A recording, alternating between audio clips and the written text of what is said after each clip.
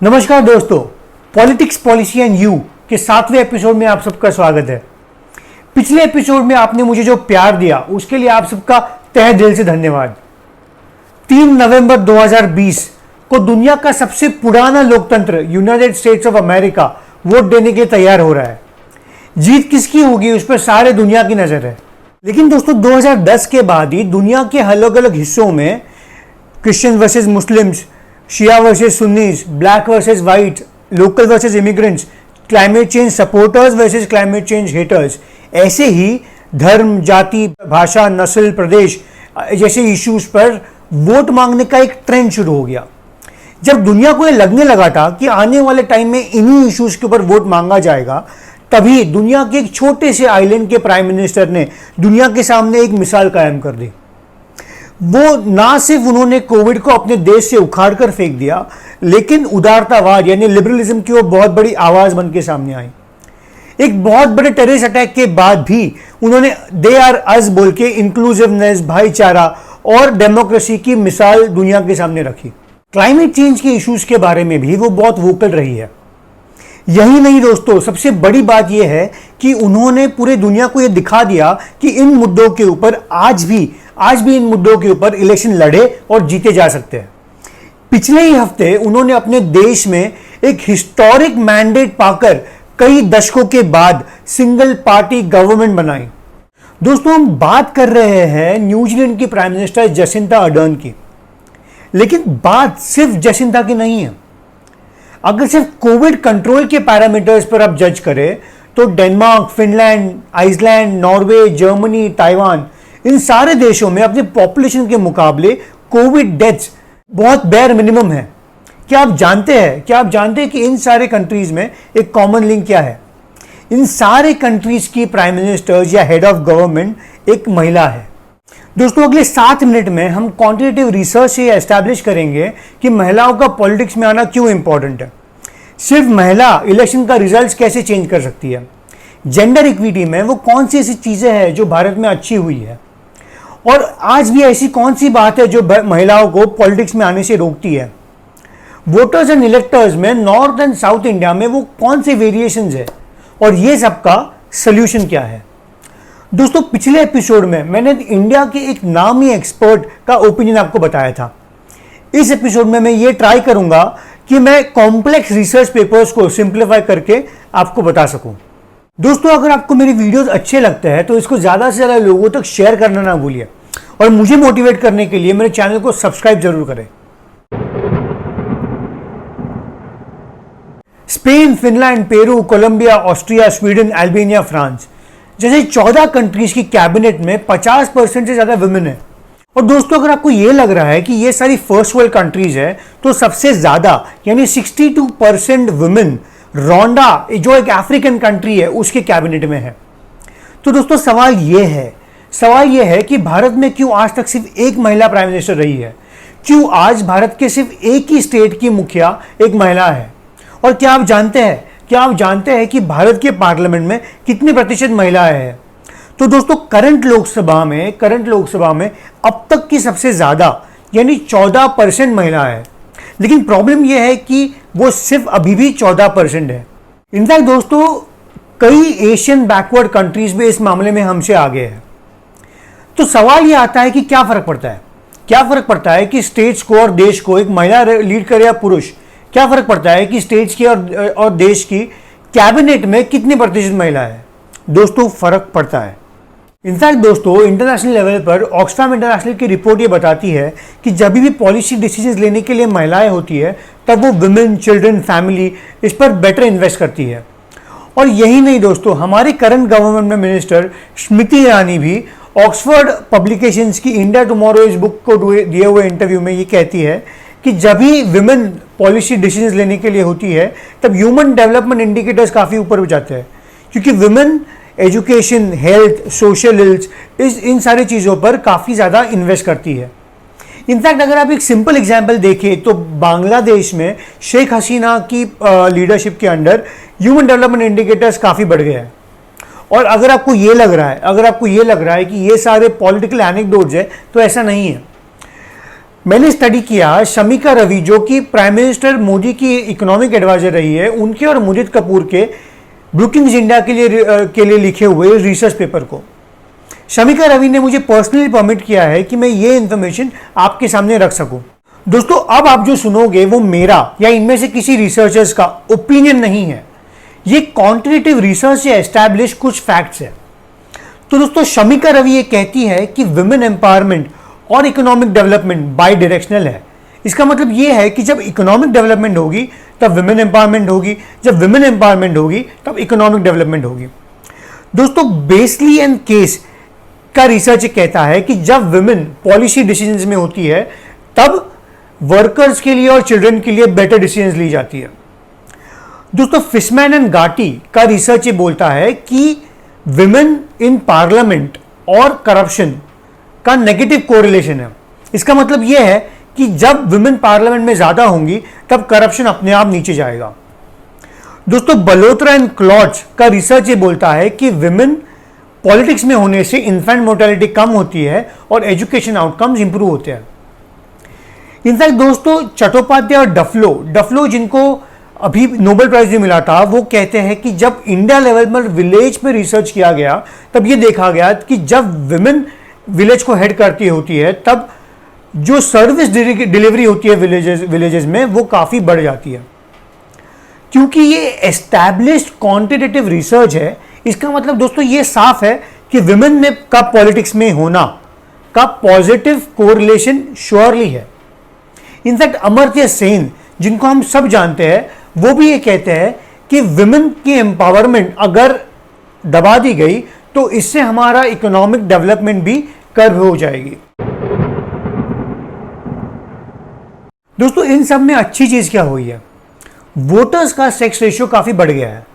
1960s में जब 1000 पुरुषों के मुकाबले 715 महिलाएं वोट करती थी, वही 2012 आते आते वो फिगर बढ़कर 883 हो गया, जिसका मतलब यह है कि कई ज्यादा वुमेन अब वोट करने के लिए आगे आ रही है। इसका मतलब कहीं ना कहीं जेंडर बायस कम हो रहा है और वुमेन एम्पावरमेंट भी हो रही है। अब काफी ज्यादा पॉलिटिशियंस ये पूछते हैं कि क्या महिलाएं अपने आप इलेक्शन का रिजल्ट चेंज कर सकती है, तो इसका आंसर है हाँ। इसके लिए एक बहुत बेहतरीन केस स्टडी है 2005 का बिहार इलेक्शन। दोस्तों, 2005 में बिहार में 2 बार इलेक्शन हुए, एक हुआ फरवरी में, एक हुआ अक्टूबर में। फरवरी के इलेक्शन में किसी पार्टी को मेजॉरिटी नहीं मिली और एक क्लोजली कंटेस्टेड इलेक्शन था और उसके बाद प्रेसिडेंट रूल लग गया। और अक्टूबर में जब फिर से इलेक्शन हुआ तब दोस्तों चौंकाने वाले रिजल्ट सामने आया। 87 कॉन्स्टिट्यूएंसीज में पूरे बिहार में, जो कि टोटल कॉन्स्टिट्यूएंसीज की 36% थी, विनिंग पार्टी चेंज हो गई। अब दोस्तों ये क्यों हुआ, इसके पीछे दोस्तों एक कारण देखा जा रहा है ये कि फरवरी से लेकर अक्टूबर में विमेन का वोटिंग परसेंटेज 2% से बढ़ गया और मेल्स का वोटिंग परसेंटेज 3% से नीचे आ गया। तो इस 5% के फ्लक्चुएशन से पूरे स्टेट का इलेक्शन ही चेंज हो गया। दोस्तों, सबसे बड़ा सवाल यह है कि वो क्या चीज है जो महिलाओं को आज भी पॉलिटिक्स में आने से रोकती है। अय्यर और मनी ने उत्तर प्रदेश में 2019 में जो सर्वे किया उससे ये फाइंड आउट हुआ कि रूरल इंडिया में आज भी 46% महिलाएं अपने सहेली के घर जाने के पहले भी अपने परिवार से पूछती है। अच्छा, इंडियन सिटीज में ये सिचुएशन बेटर है, वहाँ की औरतें थोड़ी ज़्यादा इंडिपेंडेंट है और थोड़ी ज़्यादा एम्पावर्ड है, लेकिन वहाँ पे प्रॉब्लम है सेफ्टी का। वहाँ पे उनको लगता है कि पॉलिटिक्स एक सेफ स्पेस नहीं है। तो इंडिपेंडेंट ना होने की वजह से या सेफ्टी कंसर्न्स होने की वजह से और उसी के साथ साथ education, house hold wealth, religion और कास्ट फैक्टर्स की वजह से इंडिया में ओवरऑल करीब 69% का जेंडर गैप है।